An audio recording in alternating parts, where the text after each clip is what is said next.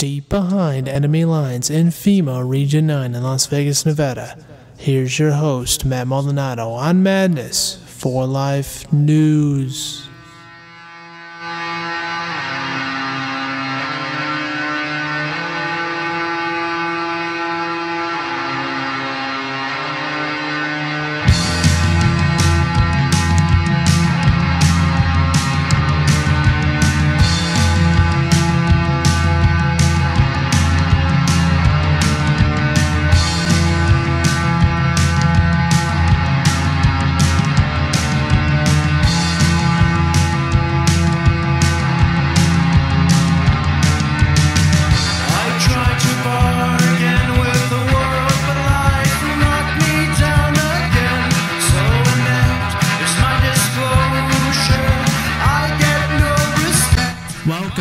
Welcome, ladies and gentlemen.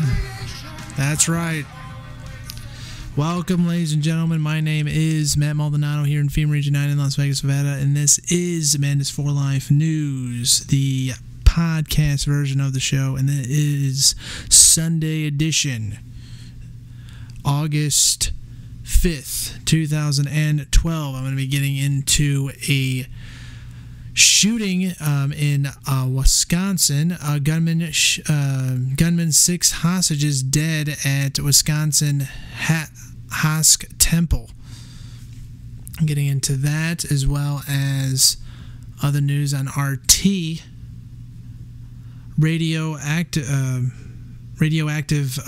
sensitive food in Japan's fish seawater. Also, bankrupt California city / public services to fund six-figure pensions.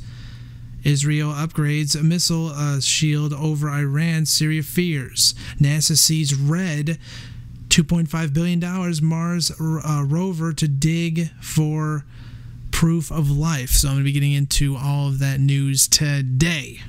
Let's get into this breaking news right now of the gunman literally going into a temple siege in Wisconsin. At least 7 people have been killed and 12 injured as a gunman took a Sikh temple in Oak Creek, Wisconsin. Among the dead is the gunman who the police believe was the sole assailant.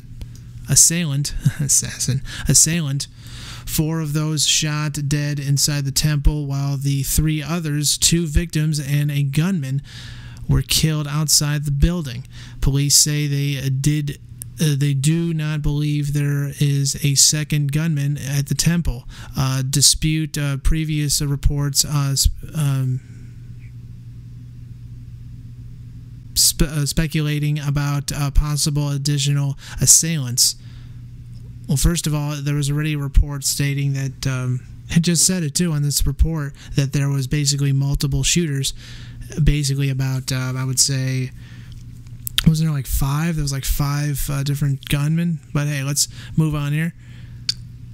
This is another, probably another type of thing of just like the massacre in Colorado. It's another way of also taking the guns away. So let's continue these. Greenfield Police Chief Bradley Wentland explained that reports of multiple gunmen may be based on several police radio calls about a gunman. Police officers managed to enter the temple and began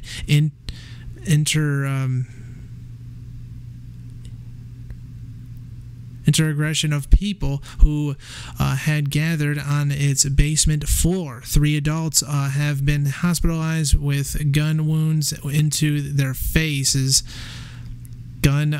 Police report they are all in critical condition. 1 police officer was shot several times but is said to have survived, according to media reports from the scene. As many as 100 people were gathered at the Brookfield Temple for a morning service.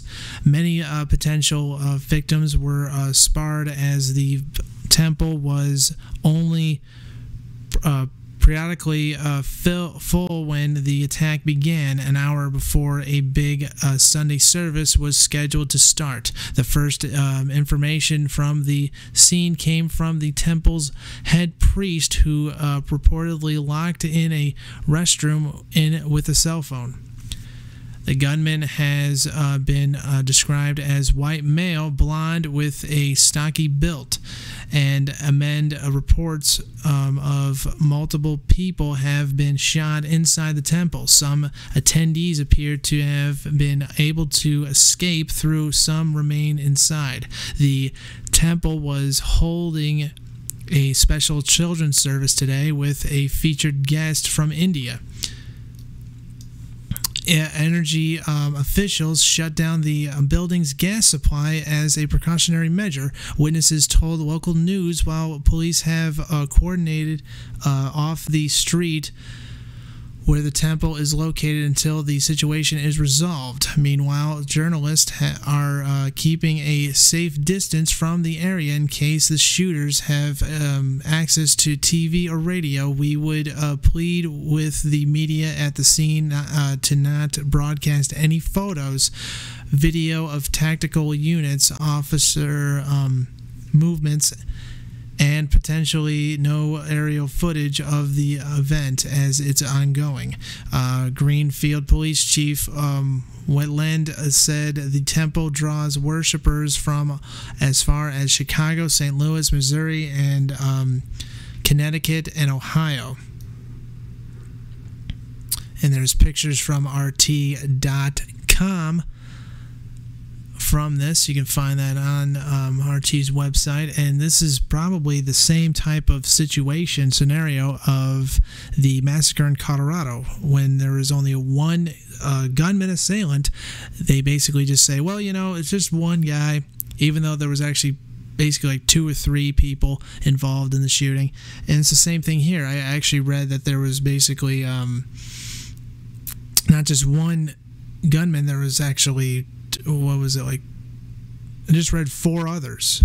So there's like 5 gunmen. Already 2 was gunned down outside the building. Actually, it should be 7.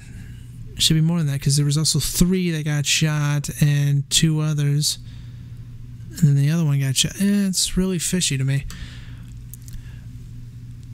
But hey, this is probably another sign where they're going to probably try to take your guns away and say, hey, we have to protect your interest, so please give up the guns. Anyway, moving on. Radioactive cesium food in Japan's fish seawater. And I remember reading this, and it said that it's okay. It's just like, oh, it's fine, it's, even though it's radioactive, it's all good, you can still eat it. It's harmless. It says it's harmless. Harmless traces of radioactive cesium have been discovered in fish and seawater in several areas of Japan, as the country continues to debate whether their fish is safe to consume, and anti-nuke protests grow in the wake of the Fukushima disaster. Japan's Minister of Education, Culture, Sports, Science, and Technology, MEXT, stated that radioactive cesium, presumably from the crippled Fukushima nuclear plant, was found in seawater and fish in several regions of the country. Russia news agency Artar tests reported from Tokyo. The radiation was detected in central Japan, the western part of central, Honshu, and the country's northeast. The consideration of radioactive particles are very small and possible no health risks to humans. I'm sorry, even a small amount of that could easily make your hair fall out and literally destroy your organs inside your body. Literally, just one small amount of it, even like just a tiny microcosmic of it. I mean, like so small of an atom can easily kill you. But hey, this is it's all right. It's fine. You can just consume it. It's good for you. Like Ann Coulter said, it's good to you. Just feed it to your kids. Particles are very small and possible no health risk to humans. Mex said the ministry believes that cesium have been traveled to the area in rainfall. Radioactive cesium is a human-made radioactive isotope produced through the nuclear fission of the element cesium. It has a half-life of 30 years, making it extremely toxic. Earlier this year, low levels of radioactive cesium was found in fish just off Japan's east coast, which was believed to have originated from the Fukushima plant. The ministry continues to closely monitor and variably trace of radiation in seawater and fish following the 2011 nuclear disaster at the Fukushima complex. How safe is Japan's fish and seafood? Many countries this is the same article, by the way. Many countries restricted their food imports from Japan in the wake of the catastrophe. In India suspended food imports from Japan for 3 months in April 2011, fearing radioactive contamination. The EU exposed tighter radiation controls on its imports of food and animal feed from Japan. The full extent of the spread of radioactive contamination in Japan remains unclear. The discovery of radioactive Japanese fish and seawater could further damage Japan's flagging seafood industry. Reports of contaminated seafood are worrisome for the country, since contaminated seawater and fish move in uncontrollable and untraceable paths. Low levels of nuclear radiation from the Fukushima disaster were detected in bluefin tuna off the California coast in May of this year, suggesting that fish are carrying the contaminants across the Pacific Ocean faster than wind or water. U.S. researchers carried out a study showing the tuna were responsible for transporting nuclei from the 2011 Fukushima disaster across the entire northern Pacific Ocean. So if you guys are going to eat tuna fish that is basically off the Pacific Ocean, don't do it, because there's tons of radiation out of it. No matter what the news says telling you that it's okay for you, or any other person's going to lie to you and say, radiation's okay, you should eat it.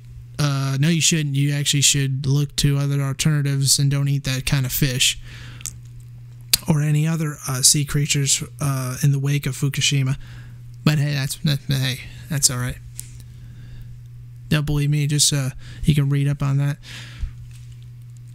Many questions, continuing here, many questions, rather fish from the Pacific Ocean and Japan's coastal waters are safe to eat in the wake of the Fukushima disaster. Japanese officials and many scientists say they are, but the data on radiation levels in Japan's fish stock tells a different story. Radiation levels are high in many species that Japan has exported to Canada in recent years, such as cod, sole, and soil. It's not soil, it's sole, halibut, landlocked kokanee, crap, no, it's not crap, it's crop, trout, and eel. And radiation levels in certain species are higher this year than in 2011. Vancouver's Straight.com reports the highest levels of cesium in fish were detected in March, a year after the incident, when a landlocked Mesu salmon caught in a Japanese river was found to have 18,700 bacterial of cesium per kilogram, or 187 times Japan's legal limit for radiation in seafood. Bacterial is a unit of radioactivity equal in which one nucleus declares per second. Tim Turco, an associated professor at Salmon Fisher University, now avoids eating fish from Japan. I would find another source for fish if I thought it was from that area, he told Straight.com. There are way too many questions and not enough answers to say everything is fine. Turco is a member of the Canadian anti-nuclear group Physicians for Global Survival. The Fukushima tragedy has shattered Japanese faith in the country's decades-long reliance on nuclear energy, with several large anti-nuclear demonstrations taking place in the country in recent months. Yeah, I would advise people not to eat fish at all coming from either the Pacific Ocean or near Japan. That's the same thing if you're going to get fish or any other sea creatures from the Pacific Ocean. Even in Alaska, don't really eat that stuff because it's going to make your hair fall out and give you other diseases. But, hey. Continuing here. Bankrupt California cities slash public services to fund six-figure pensions. That's right. Instead of actually doing stuff to actually fix the problem of your city, you would rather literally fix the pension funds for the public services, such as cops. That is right. Let's read that before it disappears here in the top stories. As some California cities face bankruptcy, public services are being slashed so unusually high pensions can stay on the books. Stockton's former police chief ranks in a pension of more than $200,000 a year while also working another job. Now, this is kind of the problem of doing pension funds for the public service people, because they're not supposed to get their retirement yet until they actually are basically stop working, because they still get like high paying rank jobs. It's kind of weird, but hey, some people still have to work in order to make ends meet. But yet when you have a big mansion and you're just using your pension fund and you already have another job, it's kind of strange. But hey, moving on here. Former Stockton Police Chief Tom Morris retired with a $204,000 pension after just 8 months on the job, while his California city became the largest in the U.S. to file for bankruptcy. He moved to another city and makes an additional $76,066 salary at a new job. Yeah, he wasn't even in there for only 8 months on the job, and you get a pension of that much. Wow. And most people, even when they retire, they still have to go and get another job in order to make ends meet, and they don't have a a pension like that. That's ridiculous. Anyway, continuing. The former police chief retired at age 52 and was among 4 of the city's chiefs who held the job for less than 3 years, and while retiring with an average of 92% of their final salaries. Wow, and there's like tons of cops that literally have to retire at like 30 years on the job, and they still can't even get their pensions. Just like the ones in 9/11, they couldn't even get their pensions at all because they said, you know what, you're now terrorists. But hey, let's move on here. What's it have to do with them getting money? Well, it's got a lot to do with it because you shouldn't be getting, even if you're a police chief, you shouldn't be getting a big pension fund like that. And usually police chiefs actually stay on until like 30 years, 40 years. There's a lot of police chiefs that just stay on the force for a very long time. Even when they're not the police chiefs anymore, they still stay on board and work their ass off. But this right here is ridiculous. But hey, let's continuing here. But Morris, usually high pension is not an isolated incident. City councils across California have allowed public safety employees to retire after working for 30 years and collected 90% of their top salaries. But while ranking in a sizable pension, they often take jobs elsewhere while still in their early 50s. Well, then I guess they allow other public safety people to do that. I didn't know that. Oh well, learn everything every day. Now, anyway, 2 former police chiefs in San Bernardino received similar high pensions. Keith Kilmer receives $216,581 annually while working another job. His predecessor, Michael Bilton, whatever, who has no college degree and has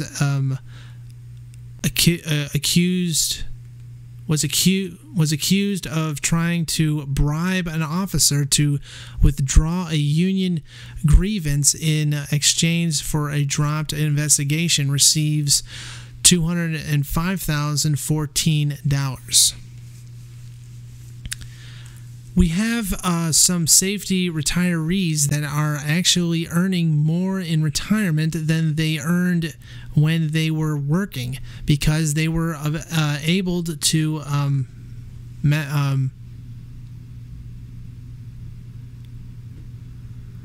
cheat the system enough to in that last year that they could crack that last year's income and then get 3% times then 25 to 30 years, said Keith Miller, the city's vice mayor, in an interview with Bloomberg News.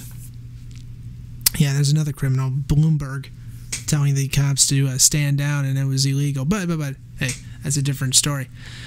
And these pensions are significantly higher than normal. An average annually payout from the California Public Employees Retirement System is $36,780, while Stockton decided on Morrison's exceedingly high pension before going bankrupt at a time when its finances seemed promising. It is now struggling to confront a rising pension costs while also dealing with increasing unemployment and declining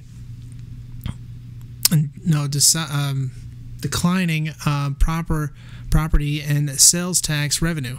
While local California governments continue to pay 6-figure lifetime benefits for some retirees, they are slashing local police and fire services to make up for the costs. They are also cutting library hours and other public services to keep up with the payments.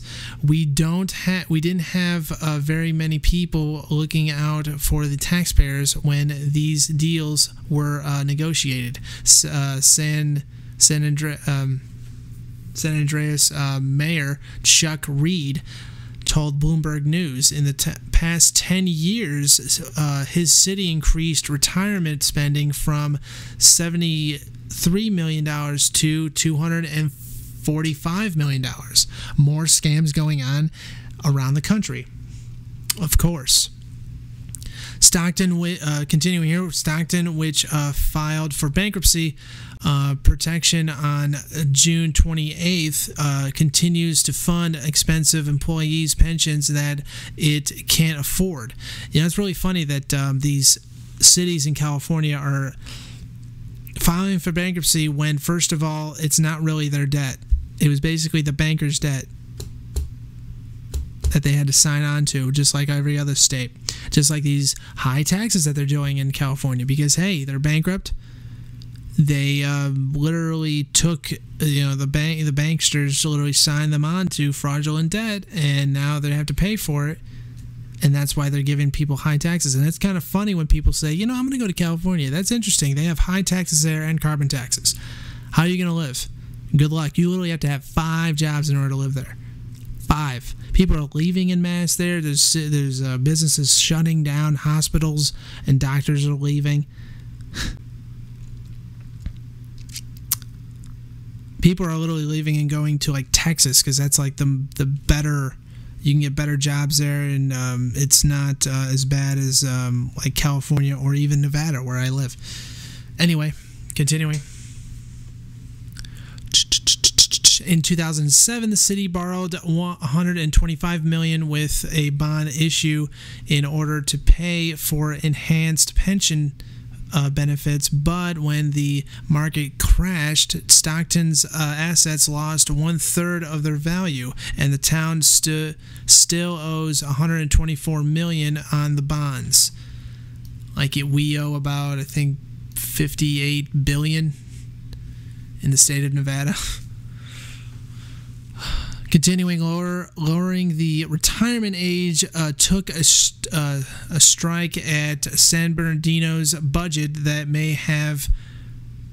I just skipped a line. I'm sorry. Let's go back to this other paragraph. Meanwhile, San Bernardino, which filed for bankruptcy on August 1st, had already lowered its retirement age for public safety workers from 55 to 50. In the past year, the city was forced to issue 13% of its budget to pay for its pensions, and it increased from 9% in 2007. Lowering the retirement age took a strike at San Bernardino's budget that may have contributed to its bankruptcy filing. But after they are made, pensions are usually sent in stone, which causing a dilemma when cities like Stockton, San Bernardino, and Mammoth Lakes go bankrupt because of them literally not really budgeting their what they're budgeting. They're not really budgeting the city correctly, or budgeting their budget correctly, like what they get in from the taxpayers. They don't really budget anything correctly, and they don't balance anything. That's what happens. And that's what happens when you neglect from basically following up on your public services for the government. That's why your city is going to continue to go down. But anyway, continuing here. You don't want employees in a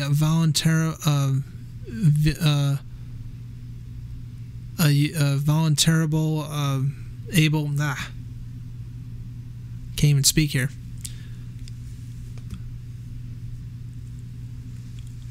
vulnerable position where the pensions easily could be lost. But then you also have to make sure that you have a fair system that can make adjustments if a city's finances are tanking, said State Controller John Sang.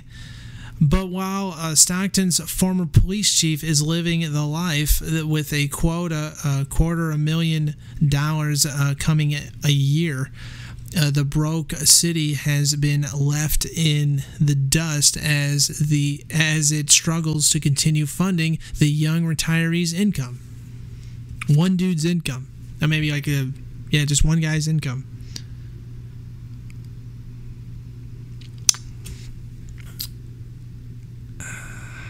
Really interesting. Anyway, continuing on here.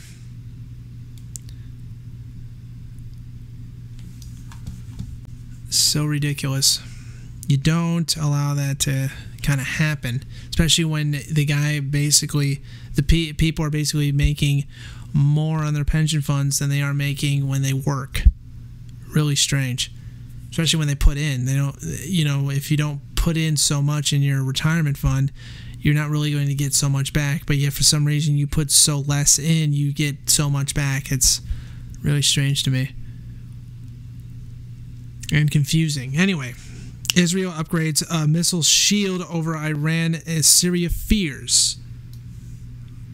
All right, I have enough time. Okay, good. Israel's upgrading its Arrow 2 missile shield over fears of possible attacks by Iran and Syria. And by the way, Syria has literally almost no army now, and Iran doesn't have that much of an army or even a missile.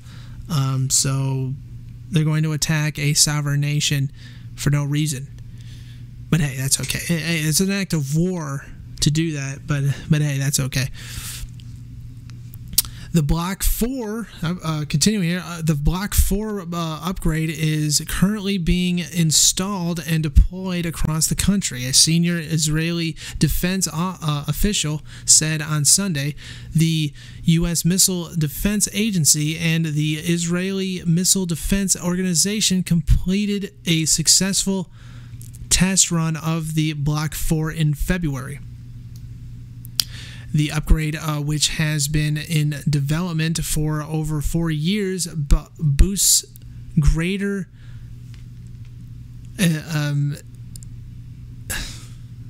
insurgency and the ability to intercept missiles even further away. It is part of the technical race in the region. Reuters said an Israeli official has declared to be named due.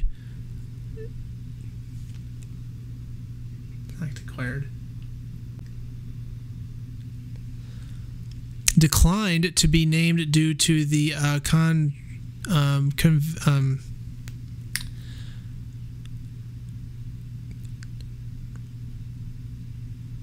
controversial nature of the program. The upgrade included improvements in Arrow's software, hardware, sensor, aerially, and command and control systems. The official told, was it Areds?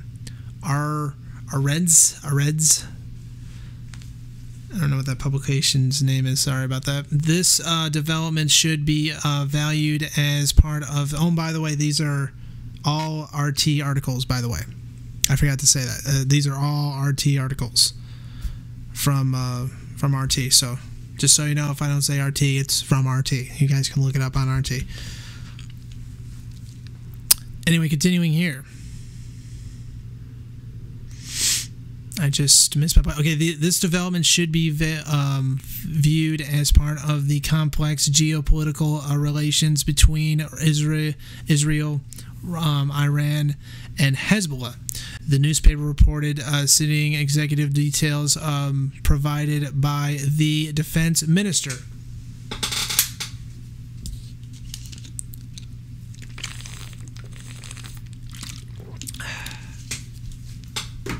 get a drink there. Okay.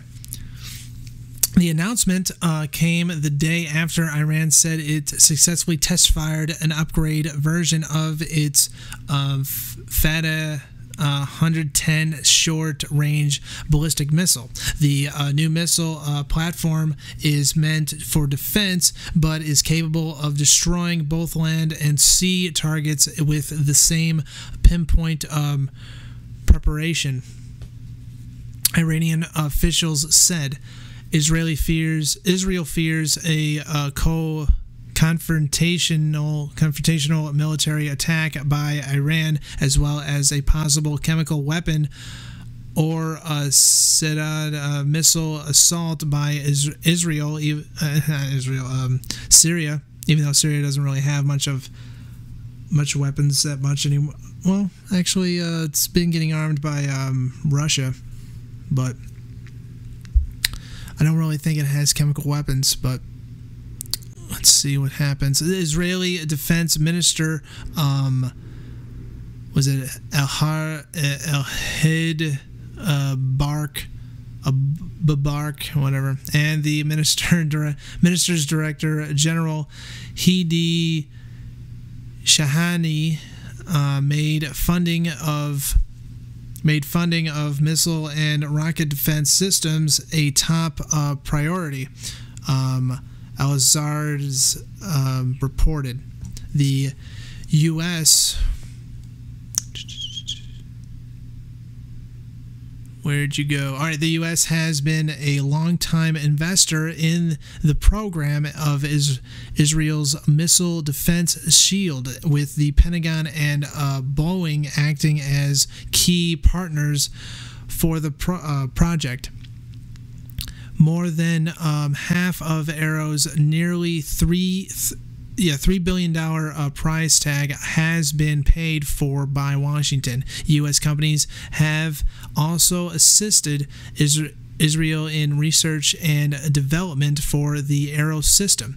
For its assistance in underwriting the project, Washington is free to draw on Israel's missile defense technology for its own use.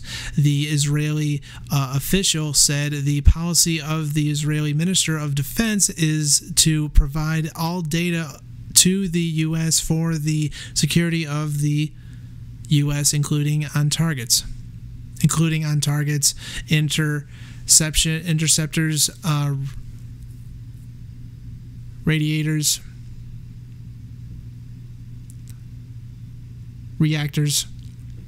reactors, and command and control.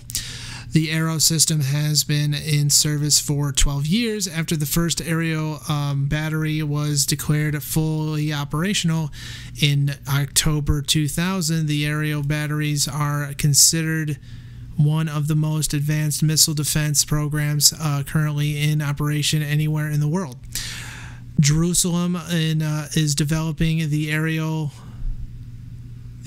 3 for planned development in 2014 it's in 2014 or 2015. Unlike previous generations of interceptors, the proposed Aerial 3 system will engage incoming missiles in space, usually using detectable payloads that zero in on their targets. With Israel's Iron Dome system for intercepting short-range rockets and alternately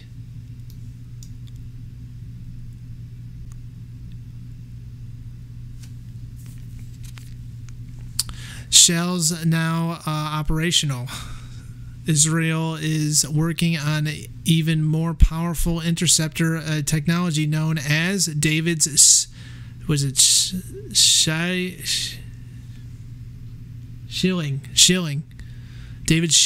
or Magic Wand,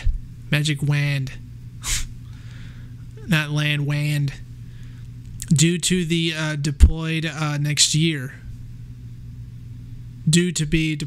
Okay. I'm continuing. I'm almost done here. Unlike previous generations of interceptors, the proposed aerial system will engage incoming missiles in space, including inductable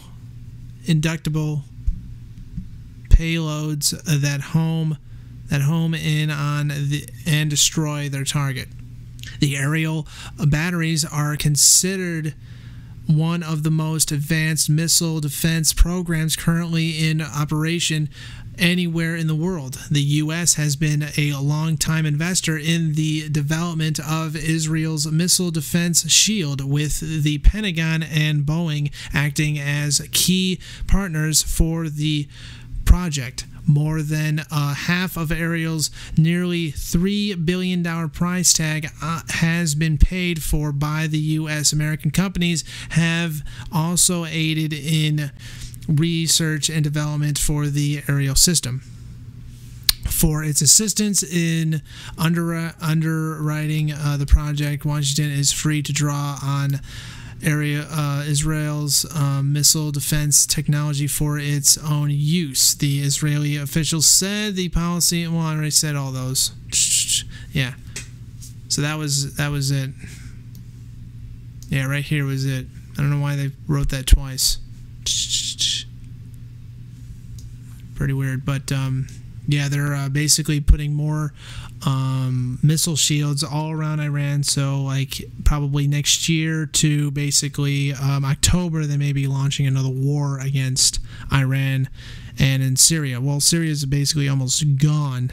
The rebels are already taken over. They're going to launch probably the Al Qaeda flag soon, because Al Qaeda is basically the rebels, and we fund them. The United States government funds them. Well, this is not really the United States anymore. It's basically a toilet seat for the foreign banks that actually run Al Qaeda with the CIA and the FBI. But hey, that's a different story. Last story for the day, for the podcast today. Almost finished. Here it is. NASA seeing red. $2.5 billion Mars rover to dig for proof of life.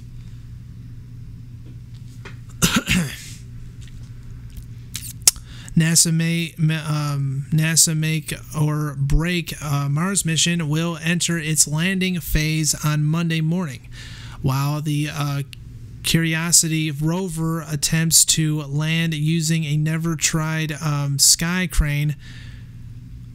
Engineers back on Earth will have to wait 14 minutes before learning its fate. The $2.5 billion science laboratory could arguably be the most important event in the history of planetary exploration, said Doug. Well, I can't say his last name. I'm sorry.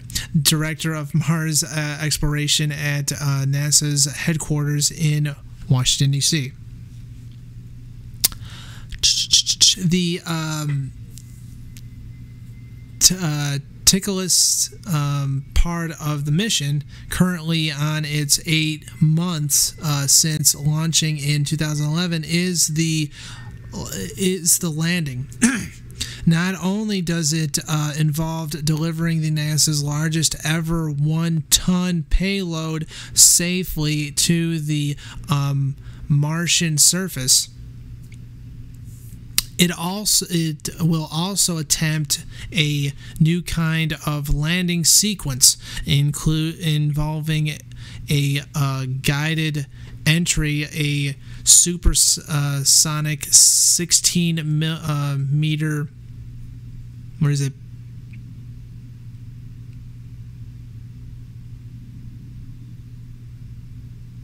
I don't know what that is. Firing 8 rocket thrusters during the descent, and finally the sky crane. Yeeth. A crane hovering some 7 meters in the sky after a touchdown will lower Curiosity to the surface of Mars. The approach was chosen over a traditional lander or inflatable. There we go, inflatable. Come on, Matt, speak. The cautioning due to the size of the rover, the sky crane tricks avoids risks like ticking the platform. Was it tickling the platform, like basically nicking it, or mechanical damage from the clouds of dust and debris kicked up by rocket engines. But the sky crane technology couldn't be fully field tested on Earth, since it was assigned for the atmosphere. There we go. Atmosphere and gravity of Mars. The landing will be carried out automatically due to the distance between Earth and Mars. It will take almost 14 minutes for a radio signal to reach NASA. Mission Control won't know if the landing was a success or failure until it's long over. If the rover makes a smooth landing, it may still take hours or even days before a communication link to the rover is established through the Mars Odyssey satellite orbiting the planet. NASA officials warned. Was there life on Mars? Curiosity will be in operation for at least one Martian year, or 687 Earth days, during which it will cover a distance of at least 20 kilograms. Its findings could potentially outshine previous rover missions. Spirit and Opportunity. It's an order of magnitude more capable than anything we have ever launched to any planet in the solar system. It will go longer. It will discover more than we can possibly imagine. Seniors Senior NASA manager Colleen Hartman said before launch. The rover is the size of a small car and about twice as long as its predecessor. It carries 80 kilograms of scientific equipment compared to the 5 kilograms of equipment carried by Spirit and Opportunity. Curiosity also contains a planetarium powered generator and is not dependent on the sun for electricity. Curiosity's mission will focus on a geological study of the Gale crater, which scientists speculate may once have been a lake. The rover will climb Aurelius Menos, a 5.5 kilogram high mountain near the center of the crater that is believed to contain eroded sedimentary layers, which would often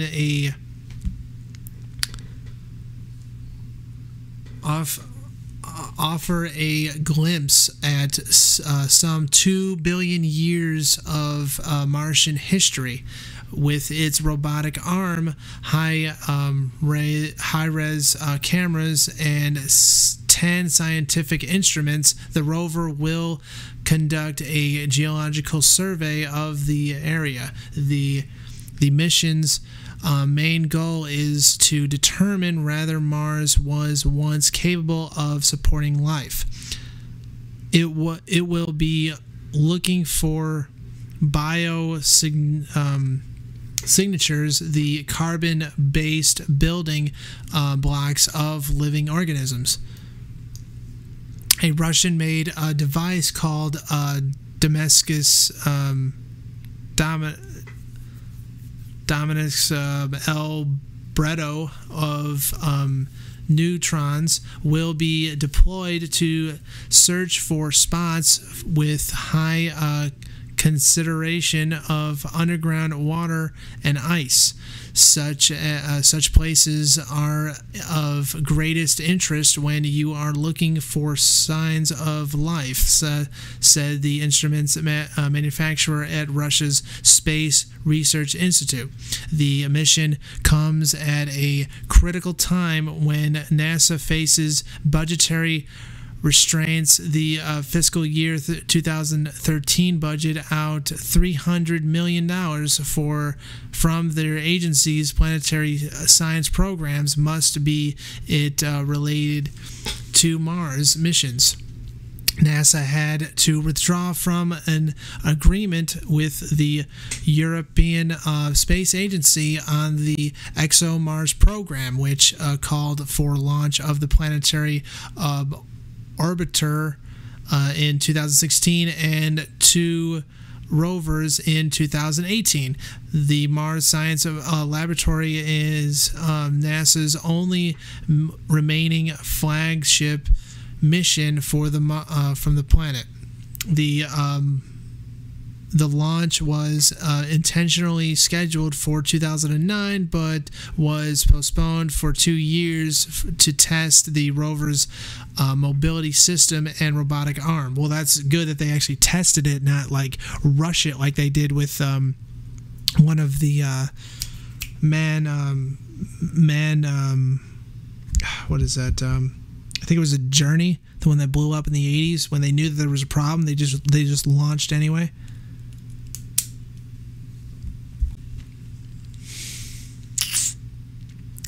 And that is it for that article.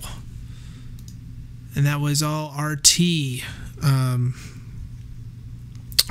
articles. So that is it for the show for today. I will be back next weekend and talk about other news as well. Hopefully I'm going to be doing other stuff like the Madness4life news show finally. So thank you very much, ladies and gentlemen, for listening to me. If you want to subscribe to my channel, just hit that subscribe button. And if you want to follow me on Facebook, click the link right next to on my channel. You can also follow me on Infowars.com, Vimeo, and other sites, as well as you can also follow the song that you heard today was Close to Modern Spark with the World. You can follow them on Facebook and Twitter and other sites. I will put the links below. So thank you very much, ladies and gentlemen, and have a good night. And remember, united we stand and divided we fall. Good night and good luck.